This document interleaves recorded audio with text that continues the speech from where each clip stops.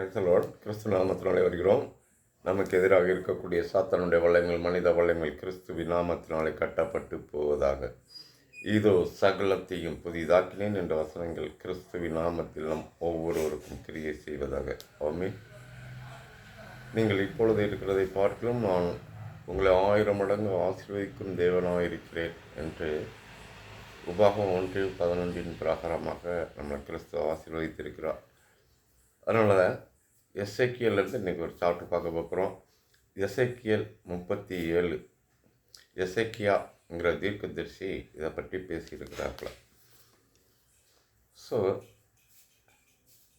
அந்த எசேக்கியேல் 37:1, கர்த்தருடைய கை என்மேல் அமர்ந்து கர்த்தர் என்னை ஆவிக்குள்ளாக்கி வெளியே கொண்டு போய் எலும்புகள் நிறைந்த ஒரு பள்ளத்தாக்கின் நடுவில் நிறுத்தி என்னை அவைகளின் அருகே சுற்றி நடக்க பண்ணினார். இதோ பள்ளத்தாக்கின் வெட்ட வெளியிலே அந்த எலும்புகள் மகா திரளாய் கிடந்து அவைகள் மிகவும் உலர்ந்ததாயிருந்தது. அவர் என்னை நோக்கி, மனுபுத்திரனே, இந்த எலும்புகள் உயிரடையுமா என்று கேட்டார். அதற்கு நான், கர்த்தராகிய ஆண்டவரே, தேவரீர் அதை அறிவீர் என்றேன். இதே போல தான் உங்களுடைய வாழ்க்கை ஏதோ ஒரு வகையில் எல்லா வகையிலையும் சேர்த்து அப்படியே புதைக்கப்பட்டு அப்படியே மண்ணோட மண்ணாகி அந்த எலும்புகள் மட்டும்தான் மிச்சம் இருக்கா?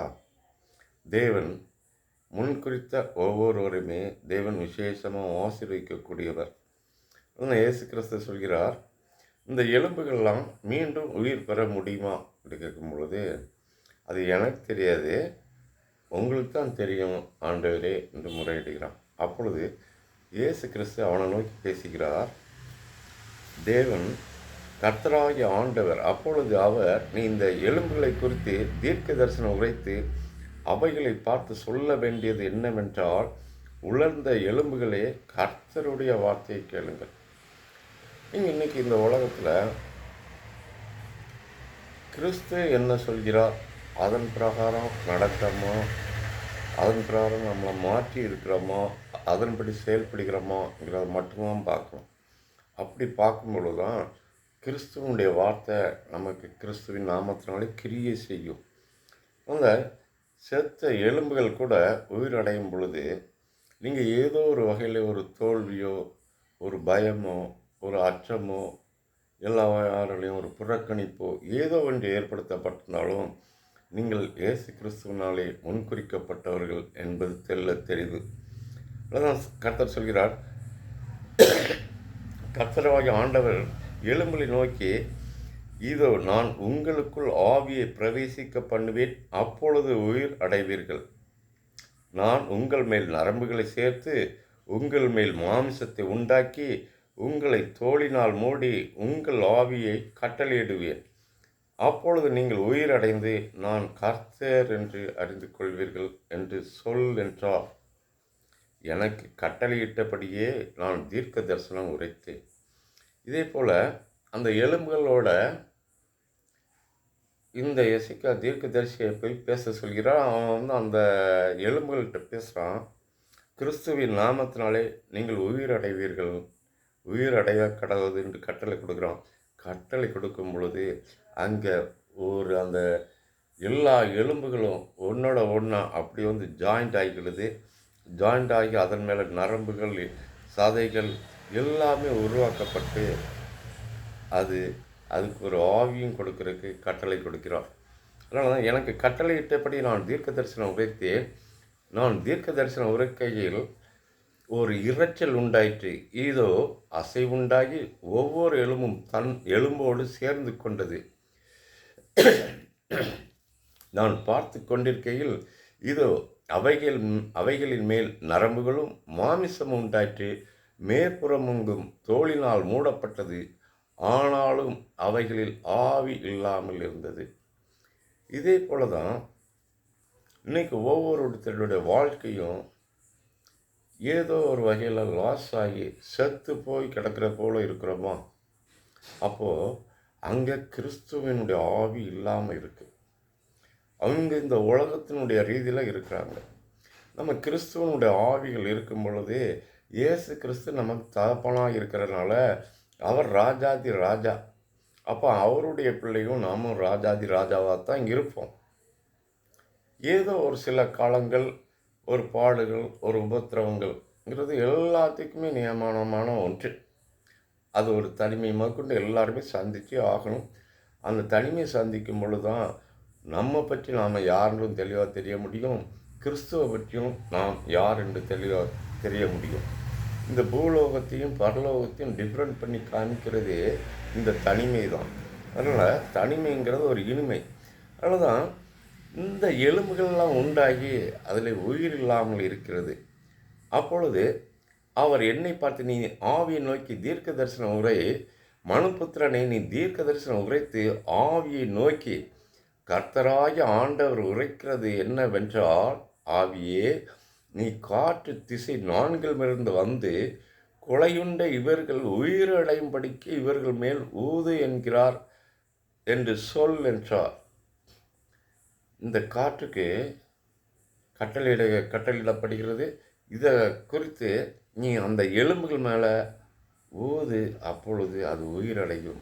அதே போல் நம்ம கிறிஸ்துவனுடைய வசனங்கள், எத்தனை வசனங்கள் நம்மக்கிட்ட மெமரியில் இருக்கோ அத்தனை வாழ்க்கை இருக்கிறது, அத்தனை பாதுகாப்பு இருக்கிறது. இதனால தான் இந்த கிறிஸ்துவனுடைய வல்லம் இந்த வசனத்தின் மூலமாக ஒவ்வொருவருமே உயிர் பிழைத்து கொள்ள முடியும். எந்த ப்ராப்ளம் இருந்தாலும் அதை சால்வ் பண்ண முடியும். நீங்கள் உங்களுடைய கடந்து வந்த வாழ்க்கையை பார்க்காதீங்க, எதிர்கால வாழ்க்கையும் பார்க்காதீங்க. ஏன்னா நமக்கு மேய்ப்பர் கர்த்தர். கர்த்தரை ஹேண்ட்அவுட் பண்ணிவிட்டு அவர் என்ன செய்கிறாரோ அது எனக்கு போதுண்டு. கர்த்தருக்குள் எப்பொழுதும் சந்தோஷமாக இருங்கள். அதனால தான் தேவன் சொல்கிறார், நீங்கள் இப்போ செத்து போய் இருக்கீங்களோ, ஓரங்கட்டுப்பட்டு இருக்கீங்களோ, இல்லாத இயலாதவங்க என்று ஒதுக்கப்பட்டிருக்கீங்களோ, கிறிஸ்துவின் நாமத்தினாலே நீங்கள் இப்பொழுது அந்த உலர்ந்த எலும்புகள் எல்லாம் உயிரடைந்து மகா திரளாய் சேனையாய் மாறும். எஸ், இது ஒவ்வொருத்தருடைய கண்களுமே காணும். நீங்கள் விசுவாசித்தால் பெற்றுக்கொள்வீர்கள். ஏன்னா கிறிஸ்துவத்துக்கு தேவை விசுவாசம், விசுவாசம், விசுவாசம். அந்த விசுவாசம் எந்த அளவுக்கு இருக்கோ அந்த அளவுக்கு கிரியை செய்யும். இந்த விசுவாசத்தை குலைக்கிறதுக்கு தான் சாத்தான் பல வகையில் ஏதோ ஒரு வகையில் ஒரு சோதனையை கொண்டு வந்து நம்ம அதில் அப்படியே பீஸ் ஆகிக்கிறோம், அப்படியே ஒன்றும் இல்லாமல் ஆக்கிடுவோம். அதனால தான் நீங்கள் இந்த உலகத்தில் எந்த ஒரு மனுஷனுமே நம்பக்கூடாது, கிறிஸ்துவ மட்டும்தான் பார்க்கணும். நீங்கள் ஒரு ஆராதனைக்கு போகிறீங்களா, அந்த ஆராதனை இயேசு கிறிஸ்துவ உங்களிடம் பேசுகிறார். நிறைய பேர் அதிசயங்கள் அற்புதங்கள் பண்ணலாம். ஏன்னா விசுவாசிகளால் நடக்கும் அடையாளங்கள் தான் சொல்லப்பட்டிருக்கு. பெரிய பரிசுத்தவான், பெரிய நீதிமான், பெரிய உத்தம புத்திரனால் நடக்கும் அடையாளங்கள் சொல்லப்படல. அப்போ விசுவாசிக்கிறவங்க எல்லாருமே அந்த காரியங்களை செய்ய முடியும். அதனால் ஒரு அற்புதத்தையும் அதிசயத்தையோ கண்டு அவர்களுக்கு ஒரு முக்கியத்துவம் கொடுத்துட்டு கடவுளை நாம் எல்லாருமே பின்னுக்கு தள்ளிடுறோம். இதை நீங்கள் முற்றிலும் மாற்றி அமைங்க. மாற்றி அமைக்கப்படும் பொழுது உங்கள் மேலே அந்த காற்றுகள் ஊதப்படும். அப்பொழுது எசேக்கியேல் 37:10, எனக்கு கற்பிக்கப்பட்டபடி நான் தீர்க்க தரிசனம் உரைத்தேன். அப்பொழுது ஆவி அவர்களுக்குள் பிரவேசிக்க அவர்கள் உயிர் அடைந்து காலூன்றி மகா பெரிய சேனையாய் நின்றார்கள். அப்பொழுது அவர் என்னை நோக்கி, மனுபுத்திரனை, இந்த எலும்புகள் இஸ்ரவேல் வம்சத்தார் அனைவருமே, இதோ அவர்கள் எங்கள் எலும்புகள் உலர்ந்து போயிற்று, எங்கள் நம்பிக்கை அற்று போயிற்று, நாங்கள் அற்புண்டு போகிறோம் என்கிறார்கள். ஆகையால் நீ தீர்க்க தரிசனம் உரைத்து அவர்களோடு சொல்ல வேண்டியது என்னவென்றால், கர்த்தராகிய ஆண்டவர் உரைக்கிறார், இதோ என் ஜனங்களே, நான் உங்கள் பிரேத குழிகளை திறந்து உங்கள் பிரேத குழியிலிருந்து வெளிப்படவும் உங்களை இஸ்ரேல் தேசத்துக்கு வரவும் பண்ணுவேன். என் ஜனங்களே, நான் உங்கள் பிரேத குழிகளை திறந்து உங்களை பிரேத குழியிலிருந்து வெளிப்படும் பண்ணும் பொழுது நான் கர்த்தர் என்று அறிந்து கொள்வீர்கள். அதனால தான் உங்களுடைய ஒவ்வொரு இன்னும் வரக்கூடிய ஒவ்வொரு வெற்றிக்கு பின்பும் இந்த வெற்றி உங்களால் அல்ல, உங்களுடைய திறமையால் இல்லை, உங்களுடைய முயற்சினால் இல்லை, உங்களுடைய முன்னோருடைய புண்ணியங்களோ இல்லாட்ட உங்களுடைய புண்ணியங்களோ உங்களுடைய பாவங்களோ சாபங்களோ இது எதுவுமே காரணம் கிடையாது. தேவன் அனாதையாய் நாம் அந்த சிலுவையில் சிந்தி அந்த இரத்தத்தின் மூலமாக நாம் பெற்றுக்கொள்கிறோம். இதன் மூலமாக செத்து கிடக்கிற நீங்கள் ஒவ்வொருவருமே இன்று என்ன என்ன நடக்கும்னு ஆண்டவர் தெளிவாக சொல்கிறார். எசேக்கியேல் 37:14, என் ஆவியை உங்களுக்குள் வைப்பேன், நீங்கள் உயிரடைவீர்கள்.